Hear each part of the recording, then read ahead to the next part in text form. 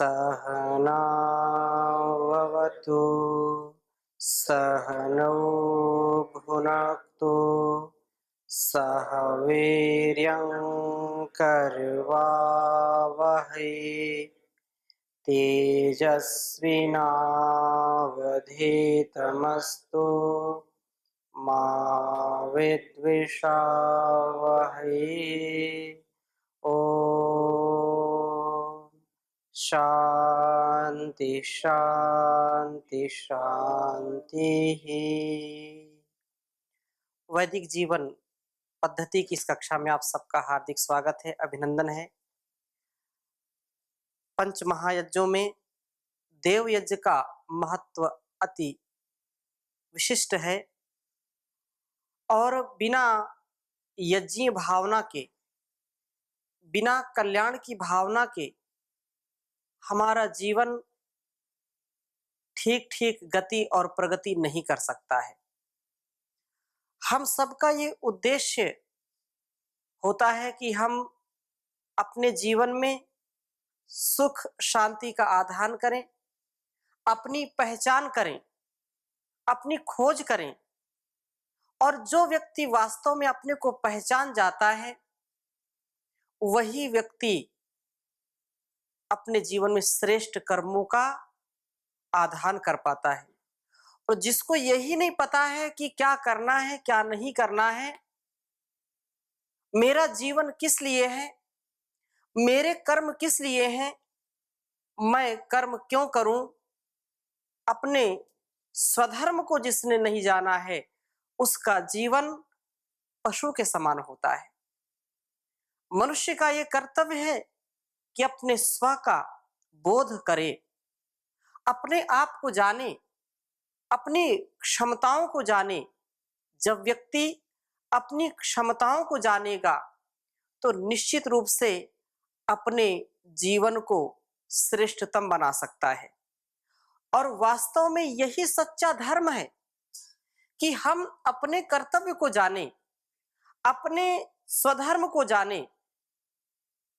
वेदः स्मृति सदाचारः स्वस्य च प्रियमात्मनः, ये जो चार चीजें कही हैं, एतत् चतुर्विधम प्राहु साक्षात धर्मस्य लक्षणम। ये जो हम वेद का स्वाध्याय कर रहे हैं ये हमको बता रहा है कि हमको अपने जीवन में कैसा जीवन जीना चाहिए। और जिसको ये पता हो गया, जिसको पता है कि ये रोग मुझको हो गया है, वो वैसी औषधि का सेवन करेगा, उसका रोग मिट जाएगा। परंतु जिसको यही नहीं पता है कि मुझको रोग क्या हुआ है, तो वो कैसे ठीक हो सकता है। अतः जो ईश्वर का आदेश निर्देश उपदेश है, हम सभी के लिए जो संदेश है उसको आत्मसात करें और अपने जीवन को, इस जगत को यज्ञमय बनाने का पूरा प्रयास करें। प्रयास कभी भी निरर्थक नहीं होता है। जैसे जैसे हम प्रयास करेंगे वैसे वैसे हमको उत्तम फलों का, उत्तम परिणामों का, सुख भोगने का अवसर मिलेगा। सुख जरूर चाहिए, लेकिन वह सुख शाश्वत हो। क्षणिक सुख तो सबको मिलता ही है। यदि शाश्वत सुख चाहते हैं, आंतरिक सुख चाहते हैं, आंतरिक आनंद चाहते हैं, आनंद देना चाहते हैं, तो वेद का मार्ग सर्वोपरि है। वेद के मार्ग में जो चलेगा, जो इस उपदेश को आत्मसात करेगा, वेदानुकूल जिसका आचरण होगा, वो सारी समस्याओं का, सारी बाधाओं का निराकरण स्वयं कर लेगा। तो आज हम पुनः यज्ञ के उदात्त भाव को, जो हम यजुर्वेद के 18वें अध्याय में चमका अध्याय पढ़ रहे हैं, जिसमें हमने 18 मंत्रों का स्वाध्याय लगभग कर लिया था। 18वें मंत्र में पुनः, क्योंकि थोड़ा सा शेष बचा था, 18वें अध्याय के 18वें मंत्र का यदि हम थोड़ा सा भी, क्योंकि इसमें वही लक्ष्य की बात है कि लक्ष्य नहीं है जिनका जीवन में, ऐसे ही रह जाते हैं जैसे बहते हुए पानी में हजारों लाखों पत्ते बह जाते हैं। लक्ष्य जिनका है वो जरूर लक्ष्य तक पहुंचेंगे, और जिसने लक्ष्य ही नहीं बनाया है तो ये वेद मंत्र हमको लक्ष्य बता रहे हैं, संकेत कर रहे हैं कि हमारा लक्ष्य क्या होना चाहिए। इस मंत्र में हमने पढ़ा था, पृथ्वी चमे इंद्रश्च मे, अंतरिक्ष में इंद्रश्च मे, द्यौश्च मे इंद्रश्च मे, समाश्च मे इंद्रश्च मे, नक्षत्राणि च मे इंद्रश्च मे, दिशश्च मे इंद्रश्च मे यज्ञेन कल्पन्ताम। तो जो विस्तार है, पृथु विस्तारे, ये हमारा शरीर भी विस्तृत है और मेरा शरीर शक्ति संपन्न हो, इसमें किसी भी प्रकार की न्यूनता ना हो। पृथ्वी शरीरम, अंतरिक्ष मेरा हो, मैं सदा मध्य मार्ग में चलूं, न ऊपर न नीचे, बीच कर मैं पथ अपनाऊं और विकास करने वाला बनूं, विकास की वृत्ति वाला बनूं। देवचा चमे, यह देवलोक मेरा हो, मेरा मस्तिष्क ज्ञान से परिपूर्ण हो। ज्ञान जैसा होगा, जैसी मति होगी, वैसी जीवन में गति होगी। मस्तिष्क में उच्च स्तर का ज्ञान होगा तो व्यक्ति उच्च स्तर का कर्म भी करेगा। हाँ, ये बात अलग है कि किसी को ज्ञान तो बहुत है लेकिन उसको कर्म में उसको परिणित नहीं करता है, तो उसका ज्ञान व्यर्थ है। ज्ञान वही है जैसा जाना वैसा माना और वैसा करना, वैसा जीना, ये ज्ञान है।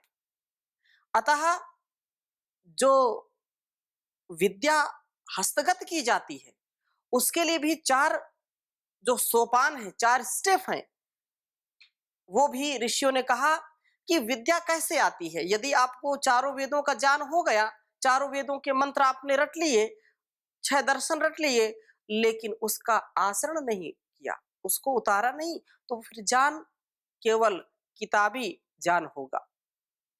इसलिए आचरण में उतरना चाहिए। अतः यहां जो बात कह रहे हैं कि मस्तिष्क जो है रूप गगन विज्ञान के नक्षत्रों से, वह ज्ञान के सूर्य से दे दीप्यमान हो। यह ज्ञान ही मेरी भावनाओं को पवित्र करेगा, क्योंकि जैसा जिसका ज्ञान होगा वैसा उसका ध्यान होगा, वैसा उसका यह जीवन और ये जगत बनेगा। समाज में संयाति सह भवंति ऋतु आमासु, मेरा जीवन समाह को अपनाए, अर्थात मैं 100 वर्ष से भी अधिक का जीवन जीऊं। और 100 वर्ष ऐसे नहीं जीना कि किसी एन केन प्रकार ने जीवन जी रहे हैं। जीना है पूरे उत्साह के साथ जीना है, जीना है पूरी पवित्रता के साथ जीना है, जीना है कल्याणकारी भावों के साथ जीना है, जीना है अपने साथ दूसरों को तारने के लिए जीना है। जो व्यक्ति स्वयं की पराधीनताओं के नीचे दबा हुआ है, जो स्वयं अपूर्ण है, वो दूसरों के अंदर पूर्णताओं का आधान कैसे कर सकता है। अतः दिव्य जीवन हो, डिवाइन लाइफ हो, अनकंडीशनल सरेंडर हो उस परम सत्ता के प्रति, उस भगवत्ता के प्रति जब हमारी ऐसी भावना होगी तो निसंदेह हमारा जीवन उन्नत होगा।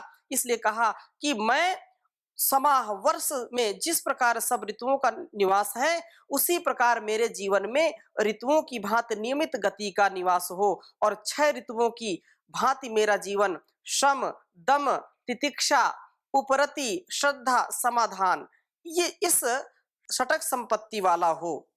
और वर्ष में जो 6 ऋतुएं हैं वे मुझ में संपत्तियों की भांति हो। मेरा जीवन अनेक विविधताओं से परिपूर्ण हो, मेरे अंदर न्यूनता ना हो, संकीर्णता ना हो। मैं नए नए भावों से, नई नई ज्ञान ज्योतियों से अपने आप को पूर्ण विकसित करूं, पूर्ण प्रफुल्लित रहूं, आह्लादित रहूं। और जो व्यक्ति आह्लादित होता है, प्रसन्न चित्त होता है, वही दूसरों के अंदर आह्लाद का आधान करता है, वो दूसरों को प्रसन्न करता है। जो स्वयं बुझा बुझा है, स्वयं अंधकार में है, तो दूसरों को टार्च दिखाने का काम कैसे कर सकता है। जो स्वयं निराश है, हताश है जीवन से, वो दूसरों को जीवन जीने की कला कैसे सिखा सकता है।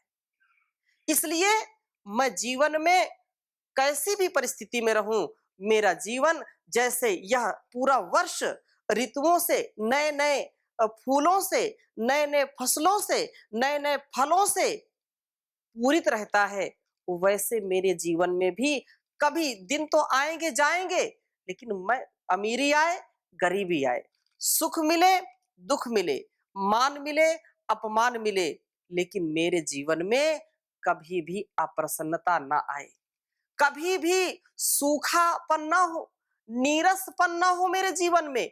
मैं सदा सरस रहूं, स्वभाव से सदा नम्र रहूं, विनयशीलता को प्राप्त करूं और सौहार्द के साथ, साहस के साथ, सामर्थ्य के साथ अपने जीवन को जी सकूं। और नक्षत्राणि चमे, ये सब नक्षत्र मेरे हों, ये नक्षगतौ निरंतर गतिशील है, निरंतर ये गतिशील, ये चलते रहते हैं, तो मैं भी चलता रहूं, कहीं एक स्थान पर बैठ ना जाऊं, थक ना जाऊं कहीं, क्योंकि स्वस्ति पंथा मनुचरेम सूर्या चंद्रमसा विव पुनर्दताग्नता जानता संगमे मही। ये जैसे सूर्य चंद्र अपने गति को कभी भी बाधित नहीं करते। कभी सूर्य ये सोचे कि आज नहीं उदय होगा, कोई बात नहीं, आज थोड़ा विश्राम करते हैं, आज छुट्टी, ऐसा कभी हुआ है क्या? कभी चंद्रमा न निकले जो उसका नियत समय है, ऐसा कभी होता नहीं। तो जैसे स्वस्ति पंथा मनुचरेम, जैसे कल्याण के पथ में यह परमात्मा की व्यवस्था में सूर्य और चंद्र निरंतर चरैवेती चरैवेती उसकी आज्ञा पालन में लगे रहते हैं, वैसे मैं थकूं नहीं, रुकूं नहीं, सतत चलता रहूं और जो मेरा लक्ष्य है उसको प्राप्त करूं, मेरा जीवन सदा गतिशीलता से युक्त हो। जो कहा, सिर पे बर्फ, मुंह में शक्कर, दिल में आग, पैर में चक्कर, तो मेरे पैर में चक्कर हो। मैं पैर में चक्कर का मतलब क्या है? पुरुषार्थ से परिपूर्ण, एक मिनट के लिए विश्राम नहीं, आराम हराम है, कार्यांतर ही विश्राम है।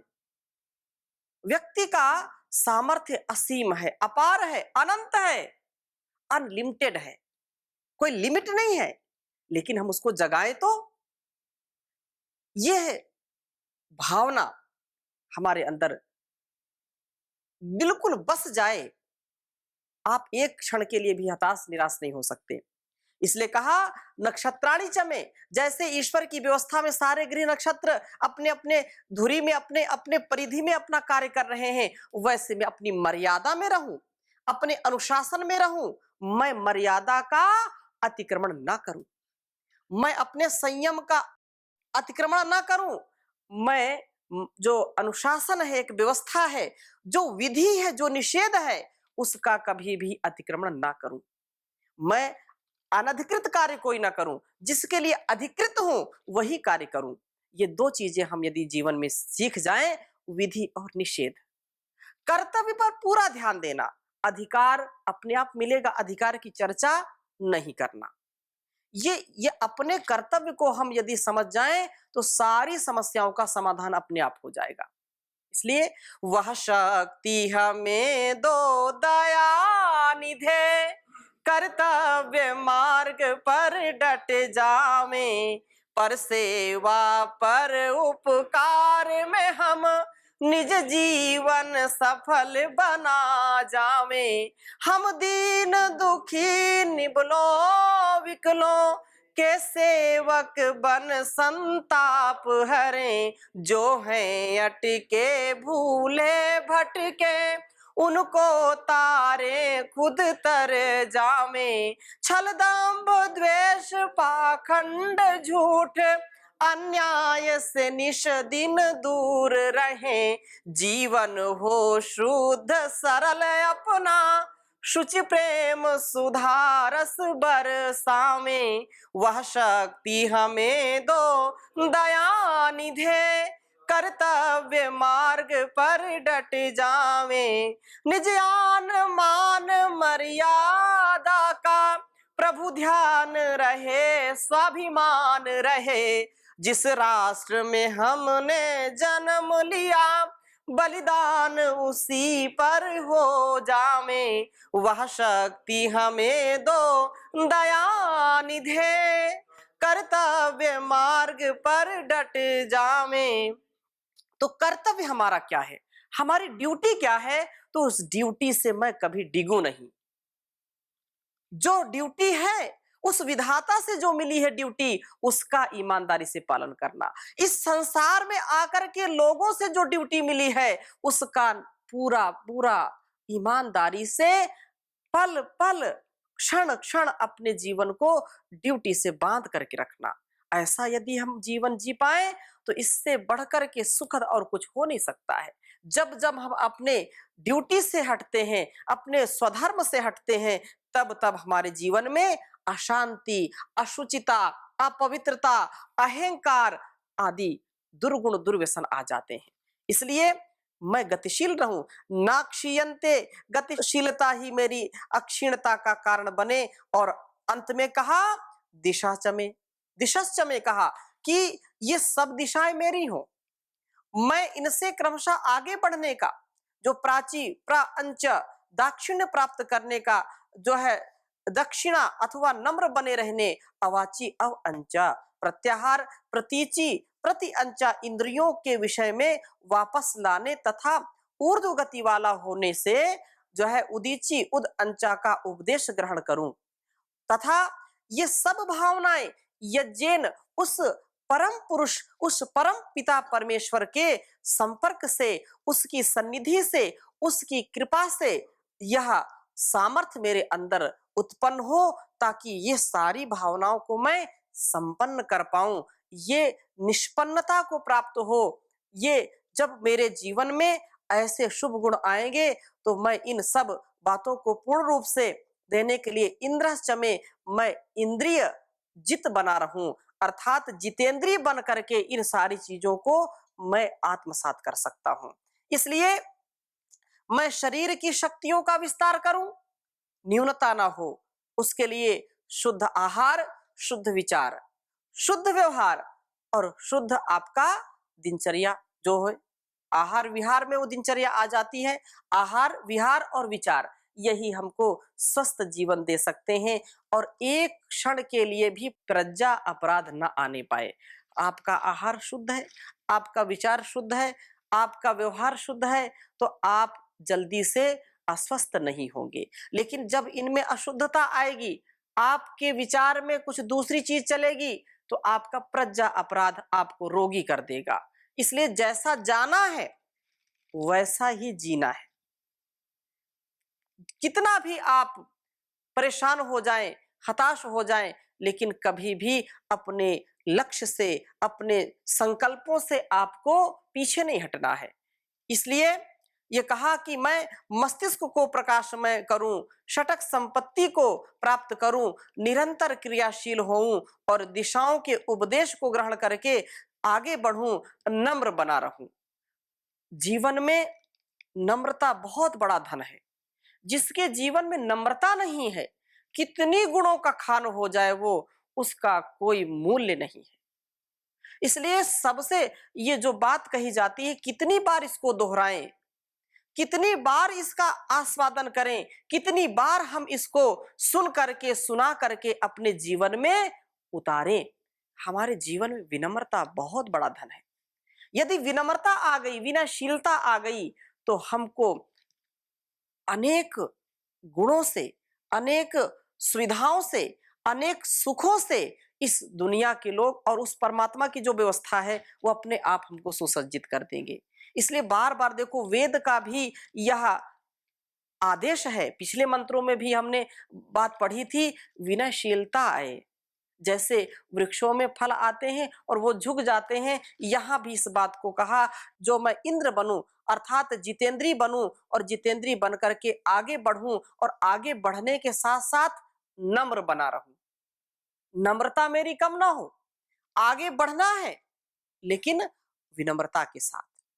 अपने कर्तव्य को पूरा याद रखना है और वो जो कर्तव्य है वही हमको जीवन में आगे बढ़ाने वाला है और कोई उपाय नहीं है। वह परमात्मा निश्चित रूप से जब हम आगे बढ़ते हैं तो एक एक पल जैसे माता पिता अपने बच्चों का ध्यान रखते हैं, वैसे वह परम पिता परमेश्वर भी हमारा पूरा ध्यान रखता है। कभी भी हमको भटकने नहीं देता है, लेकिन हम उसकी प्रेरणा सुने तो। जब जब आपके अंतरात्मा में भय, शोक, लज्जा आने लगे, तब तब उन कार्यों से अपने आप को हटा लेना। जब जब आपके अंदर उत्साह आए, आपके अंदर का जो देव है वो आपकी पीठ थपथपाए, बहुत अच्छा कार्य किया आपने, रोम रोम से उत्साह आए और पवित्रता आपको महसूस हो, अभय महसूस हो कि कोई भय नहीं है, उस कार्य को जरूर करना। लाख बैरी हो दुनिया, पूरी दुनिया एक तरफ, आप एक तरफ, लेकिन जो सच्चा जीवन है, जो अच्छा जीवन है, उसको इच्छा ना होने पर भी व्यक्ति को जीना चाहिए। और जो अच्छा नहीं है, इच्छा बार बार हो रही है, तो भी वैसा जीने का हमको अधिकार नहीं है, क्योंकि यदि वैसा हम जिएंगे तो उस परमात्मा की मार हमारे ऊपर जरूर पड़ेगी। कोई बचा नहीं सकता है, वो भीमा है, उसके हथौड़े से उसका हैमर चलता है, तो कोई माई का लाल बचा नहीं सकता इस दुनिया में। इसलिए उस ऊपर वाले की लाठी में कहते हैं आवाज नहीं होती है, वो देता है तो कहते छप्पड़ फाड़ करके देता है, और लेता है तो दरवाजा भी उखाड़ लेता है। ऐसा कहते हैं, कहावतें हैं। लेकिन आशा ये है कि यदि उस परमात्मा की आज्ञा के अनुसार अपने जीवन को हम जीने लगेंगे, तो वह इतना कारसाज है कि मेरी झोली छोटी पड़ गई, इतना दिया मेरे दाता। ऐसा निश्चित रूप से हमारी जितनी योग्यता है उससे वो कई गुना हमको देता है, लेकिन हम उसको स्वीकार तो करें, उसको अपने जीवन में स्थान तो दें। निश्चित रूप से हम ऐसा ही बनने का प्रयास करेंगे, क्योंकि यह जो जीवन है, इस जीवन का एक ही लक्ष्य यदि हम बना लेते हैं, आत्म कल्याण। तो आत्म कल्याण का ये जो पथ यहाँ पर दिखाया है ऋषियों ने, जो ईश्वर की वाणी ने हमको रास्ता दिखाया है, वह निश्चित रूप से हमारे जीवन में सुखद जो है ऋतु का आगमन कराएगी। जो यहाँ 6 ऋतुओं के जैसा पूरे जो है वर्ष भर हम नए-नए ऋतुओं का नए-नए उसका ध्यान करते हैं अथवा उसका आनंद लेते हैं, वैसे जीवन में भी हमारा कल्याण होगा। और अ, उस परमात्मा के आगे हम झुकें।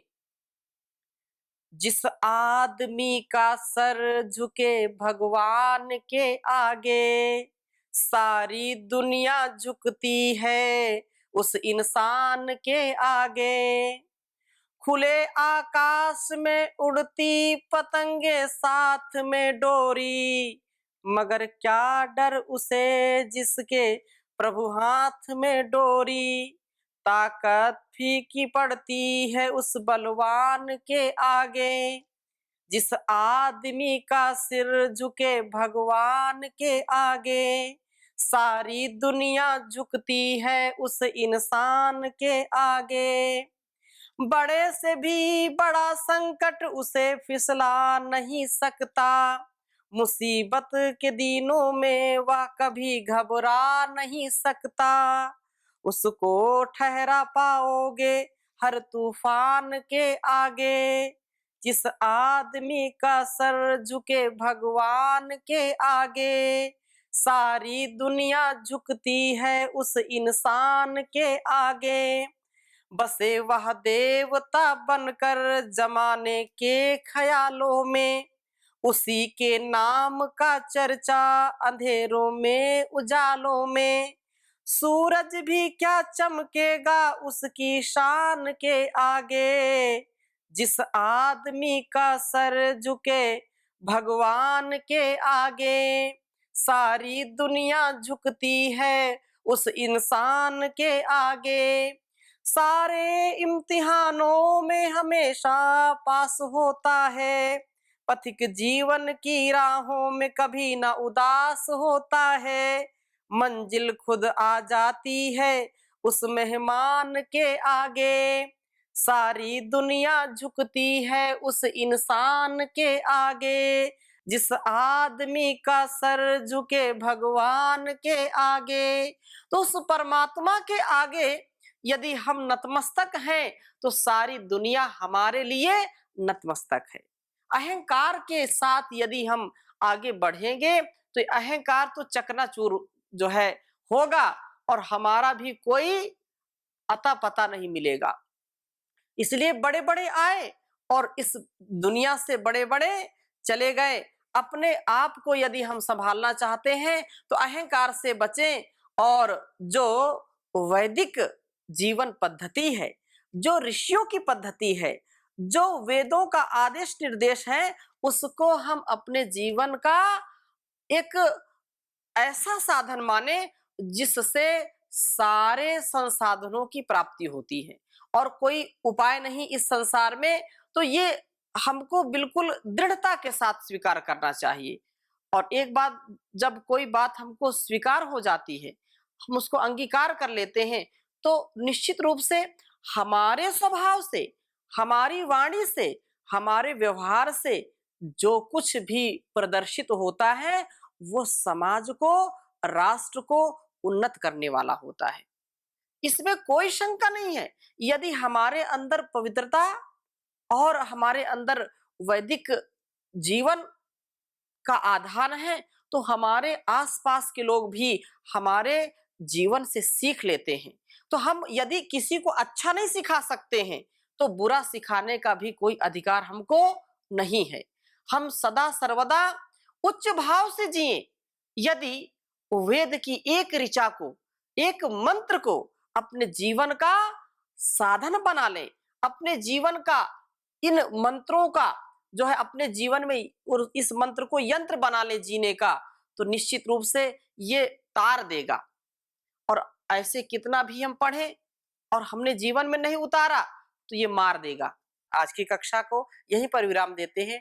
शेष चर्चा अगली कक्षा में। ओम शांति शांति शांति।